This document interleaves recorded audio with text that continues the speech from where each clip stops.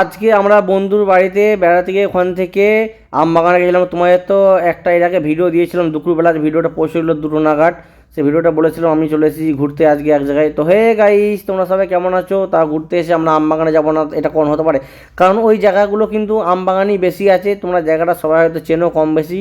জায়গাটা হলো তোমার যে দিল্লি রোড আছে তোমার, ওই রাজহাট থেকে যেতে দিল্লি রোডটা পার করে দেখবে বড় বড় আমবাগান আছে, আমবাগান ভেরি। তো সেই সাইডে জায়গাটা তো আমাদের ঘোরাফেরা হয়ে গেল। তো এবার আমরা বাড়ি যাওয়ার উদ্দেশ্যে রওনা দেবো। যেহেতু ব্যান্ডেল থেকে আমার খুব একটা বেশিক্ষণ লাগে না, 15-20 মিনিট লাগে, যার জন্য আমরা তিনজন গেলাম, আমি গেলাম আর একজন গেছিলো। ঠিক আছে, তো আমাদের ঘোরাফেরা কমপ্লিট হয়ে গেলো, এবার বাড়ির দিকে তো রওনা দিতেই হবে। তো বন্ধুরা তোমরা এইসব জায়গাগুলো চলে আসতে পারো ভিডিও বানাতে, খুবই সুন্দর কিন্তু জায়গা ভিডিও বানানোর দিকে। ঠিক আছে, কারণ কী বলো তো, এখানে ঠান্ডা হাওয়া, খোলা বাতাস, প্রকৃতির পাখির কুরকুরে আওয়াজ, খুব সুন্দর সুন্দর জায়গা। ভিডিও বানানোর দিকে আমি বলবো বেস্ট একটা জায়গা ভিডিও বানানো। আমার অরিজিনাল সাউন্ড ছিল, অরিজিনাল সাউন্ডটা আমি বন্ধ করে দিলাম, কারণ সবটা তো অরিজিনাল সাউন্ডটা দেওয়া যায় না, তার মধ্যে কিছু কিছু খারাপ তো থাকেই।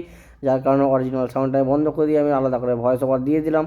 কারণ অরিজিনাল সাউন্ডে কিছু কিছু খারাপ ভাষা থাকে, তো আমার রিয়াকশান থেকে বুঝতেই পারছো কিছু কিছু খারাপ ভাষা হয়তো ছিল, যেগুলো হয়তো ফেসবুকে ইউটিউবে দেওয়া যাবে না, সেগুলো সম্পূর্ণ গাইডলাইনে ভাই। তো আমার ভিডিও তোমাদের কেমন লাগে একটু বন্ধুরা কমেন্ট বক্সে জানাবে, কারণ তোমাদের একটা কমেন্ট পেলে ভিডিও বানানোর আগ্রহটা হয়তো আরটু বেড়ে যায়।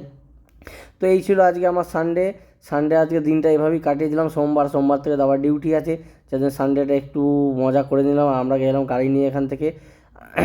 আর ওই বন্ধুটার কাছে তোমরা সবাই চেনো প্রায় কম বেশি আমার ভিডিওটা দেখার। বন্ধুরা ভিডিও ভালো লাগলে লাইক কমেন্ট শেয়ার করে একটু পাশে থেকো।